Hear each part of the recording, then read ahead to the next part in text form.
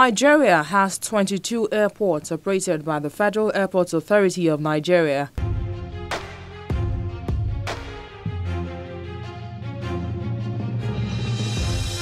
Five of these are functional international airports.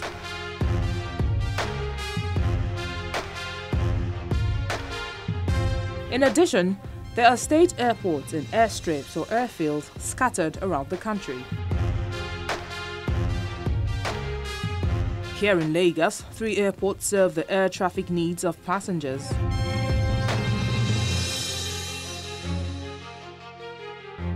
First is the Murtala Mohammed International Airport. It was originally known as Lagos International Airport.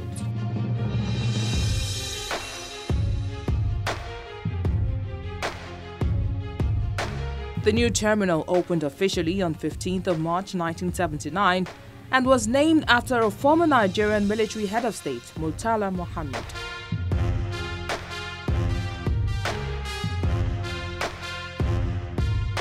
This international terminal was modeled after the Amsterdam airport. It's the nation's busiest airport with an added cargo terminal open 24 hours daily.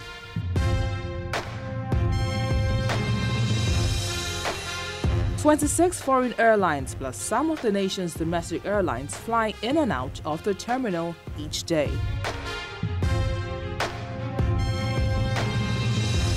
The control tower here also takes charge of the air traffic.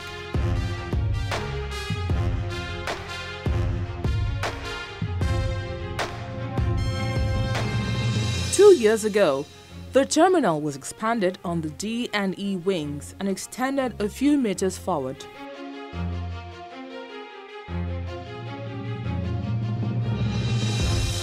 The exterior facades of the building was mended to give it a modern look and an expansion of the footprint to create additional capacity and circulation space.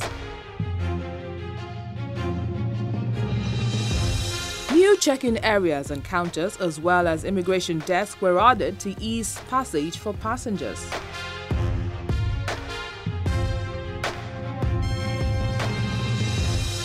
The General Aviation Terminal is a fan-operated terminal. It was remodeled in 2012 at the cost of 648 million naira. The domestic Terminal 1 in the country had its departure and arrival hall expanded to process about 2.8 million passengers per annum.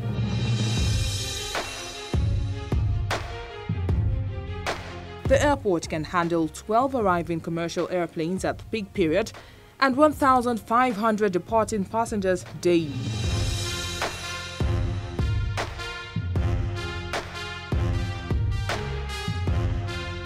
The offices in the one-story facility was built to meet modern airport standards.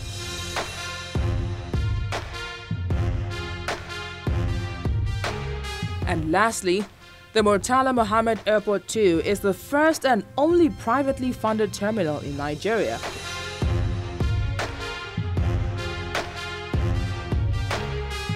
It's also the first major build, operate, and transfer project.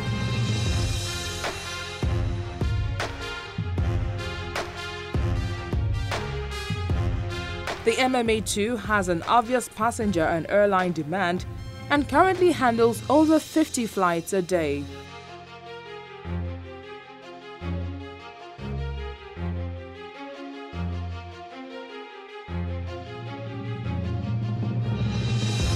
The airport's distinct features include a state-of-the-art terminal building, a multi-story car park, an apron and cargo shed.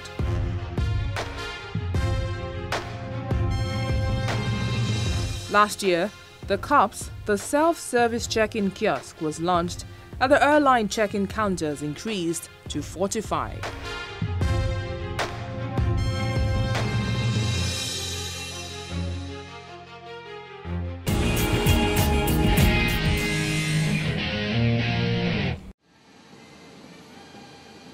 Ethiopia Airlines has said its passenger numbers climbed 18% to 7.6 million, and the airline's revenue rose 10.3% to $2.43 billion in the 2015-2016 fiscal year.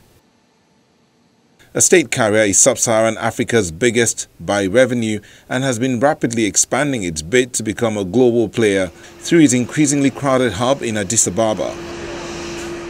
The airline chief executive officer says the former U.S. ban on travel created a lot of confusion but did not impact its operations. In general, it is affecting air travel because people are nervous, people are confused.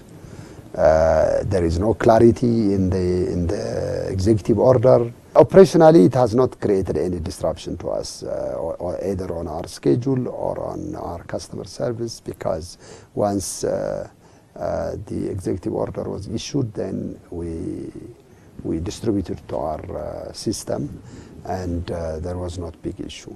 I mean, but it's creating an atmosphere that people are confused, so they are not traveling. So it is going to bring our travel demand down, and it's going to create a big problem for our performance.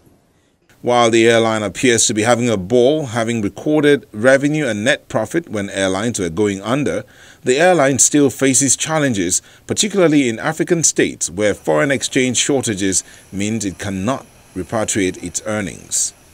Today, among these four countries, between Nigeria, Angola, Sudan, and Egypt, we have $220 million worth of local currencies, whether it is in Naira, in Nigeria, or Kwanza in Angola, or the Egyptian pound, or the Sudanese pound, because there is severe shortage of foreign currency, foreign exchange, so we are not able to take whatever we sold. So it is stuck there.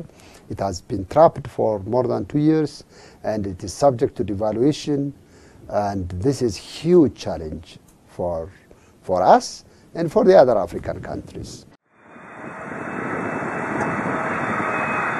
On the other side, Nippon Airways Company, Japan's biggest airline, announced Yuji Hirako would become president and chief executive effective April 1. Hirako, now chief financial officer at ANA Holdings, will replace Osamu Shinobe, who has been in his post since April 2013. In an announcement in Tokyo, Hirako, the new head of Japan's biggest airline, said he will focus on overseas services and will battle against low-cost carriers. The challenge we face is how to strengthen our overseas services, which holds the key for growth, by making the best use of our status as a full-service carrier to enhance the service quality and the brand recognition. The competition against LLC will become more and more fierce in the future. And utilizing our experience as a full-service carrier will be the biggest challenge before us.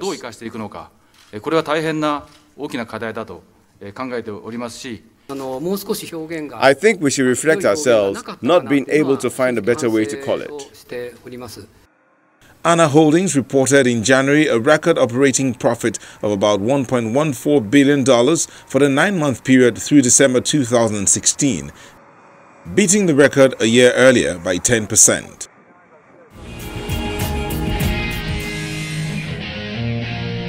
This is our final destination on this edition, and from the team here, it's many thanks for watching. I'm Bukola Joe Oketumbi.